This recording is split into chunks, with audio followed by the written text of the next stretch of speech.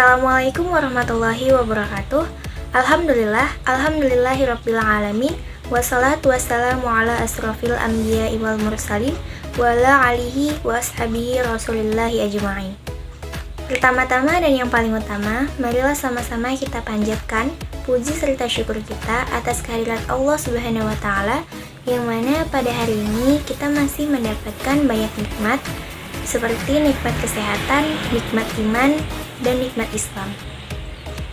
Tak lupa pula, salawat berangkaikan salam kita hadiahkan kepada Rasulullah Sallallahu Alaihi Wasallam. Allahumma sholli wa sallim wa barik alaih.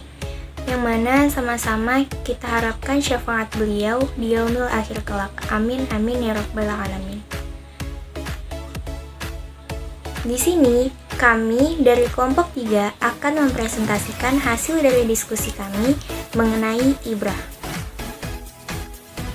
Sebelum membahas lebih dalam, apa sih pengertian ibrah itu? Nah, ibrah dapat diartikan sebagai suatu upaya untuk mengambil pelajaran dan pengalaman orang lain atau peristiwa yang terjadi pada masa lampau melalui suatu proses berpikir secara mendalam, sehingga menimbulkan kesadaran pada diri seseorang.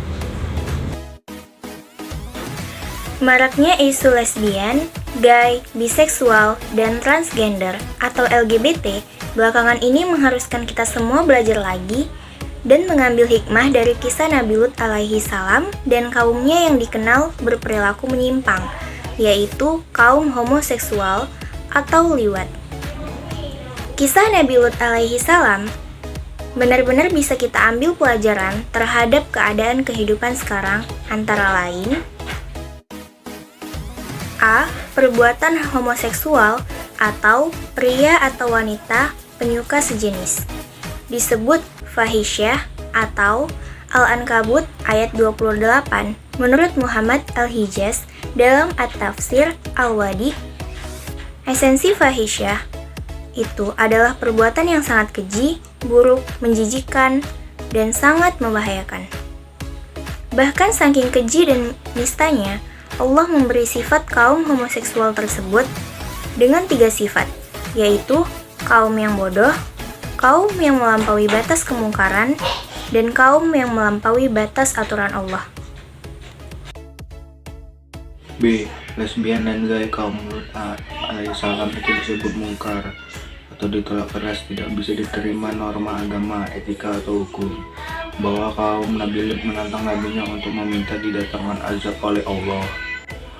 C. Perilaku Nabi Lut itu dinilai zalim, baik zalim pada dirinya sendiri ataupun orang lain. Banyak riset menunjukkan timbulnya penyakit AIDS adalah karena hubungan seksual sesama jenis melalui perilaku seks anal yang oleh Nabi SAW secara tegas dilarang. D. Perilaku kaum Nabi Lut itu musrif, artinya sungguh keterlaluan atau melampaui batas kepatutan dan kewajaran atau abnormal.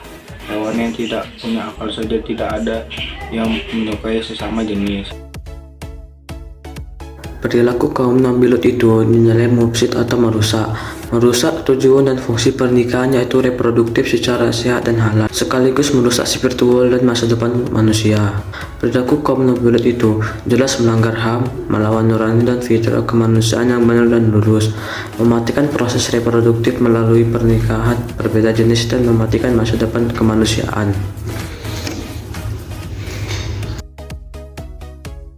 Karena keji dan nistanya perbuatan homoseksual, maka Allah menurunkan siksa kepada mereka.